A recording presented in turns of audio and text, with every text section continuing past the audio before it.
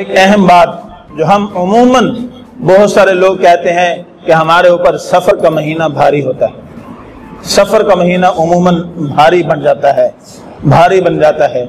تو میرے دوستو یہ بات ذہن نشین کر لو، ما اصابکم من مصیبت فبما کسبت ایدیکم، اللہ جل شانہ نے واضح فرمایا ہے کہ جو بھی مصیبت تمہارے اوپر آتی ہے وہ تمہارے اپنے ہاتھوں کی کمائی، تمہارے اپنے اعمال کا کیا دھرا ہے۔ کبھی یہ سوچا ہے کہ سفر کا مہینہ کسی پر بھاری کیوں آتا ہے، بھاری کیوں پڑتا ہے؟ کبھی سوچا ہے؟ نہیں سوچا، فرصت ہی نہیں۔ ذرا سوچو تنہائی میں بیٹھ کر کے، سفر المظفر کے شروع ہونے سے قبل کون سا مہینہ ہے؟ محرم الحرام، حرمت والا مہینہ ہے، باعث عزت و تکریم مہینہ ہے، لیکن ہمارے معاشرے کے اندر یکم محرم الحرام سے لے کے 29-30 محرم الحرام تک، بلکہ اس سے بھی آگے 20 سفر المظفر تک جو طوفان بدتمیزی برپا ہوتا ہے ایک خاص طبقے کی طرف سے، تو کیا یہ وہ اعمال ہیں کہ جن کی وجہ سے اللہ کی رحمتوں کا نزول ہو؟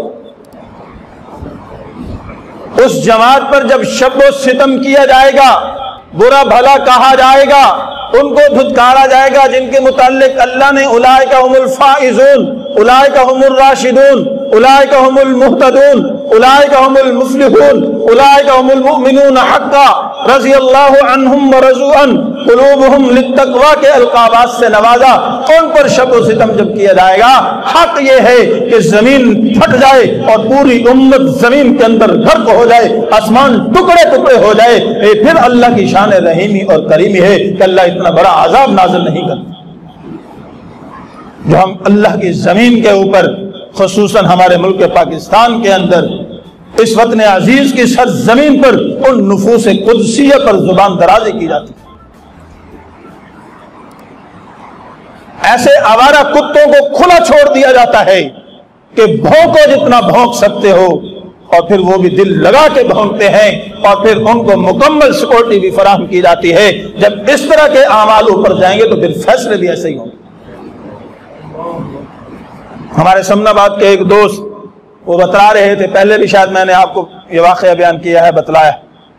وہ بتلا رہے تھے کہ ہر سفر المظفر میں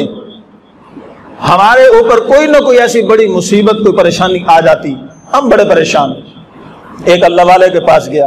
میں نے کہا جی ہمارا یہ عقیدہ نہیں ہے کہ سفر جو ہے وہ بھاری ہے یا سفر کا مہینہ جو ہے وہ منحوس ہے،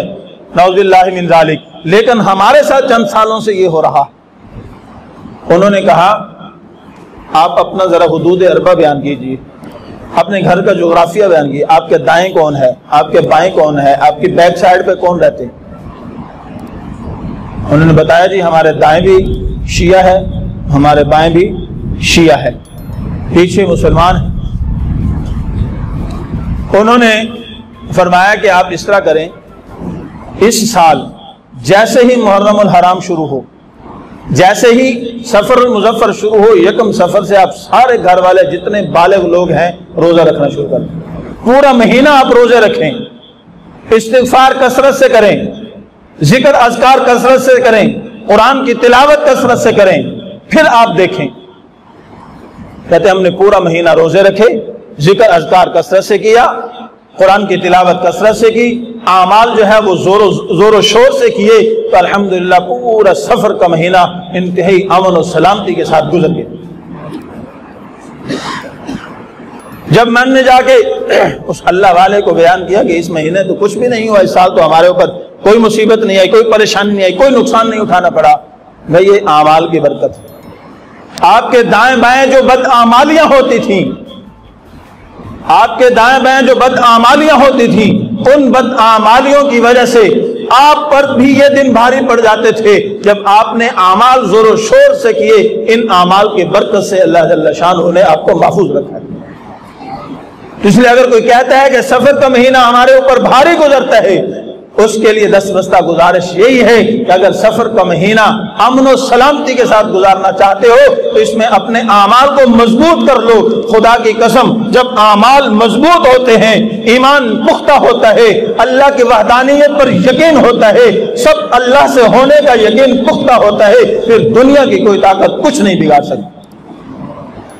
پھر دنیا کی کوئی طاقت کچھ نہیں بگاڑ سکتی۔ تو اس لیے یہ بات ذہن نشین کر لیجئے، سفر المظفر کا مہینہ بذات ہی منحوس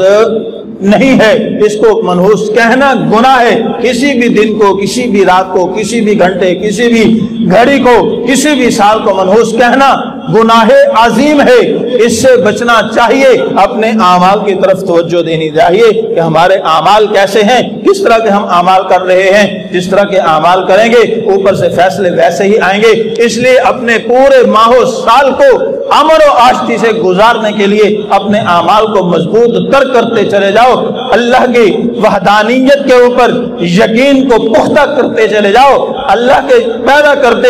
اسباب میں سے اللہ کے حکم کے بغیر کسی بھی سبب سے کچھ نہ ہونے کا یقین پختہ کرتے چلے جاؤ، انشاءاللہ دنیا کی کوئی طاقت کچھ بگاڑ سکتی نہیں ہے۔ اللہ جل شانہ سے دعا ہے اللہ جل شانہ ہم سب کو سمجھنے اور عمل کرنے کی توفیق عطا فرمائے۔ وما علینا الا البلاغ۔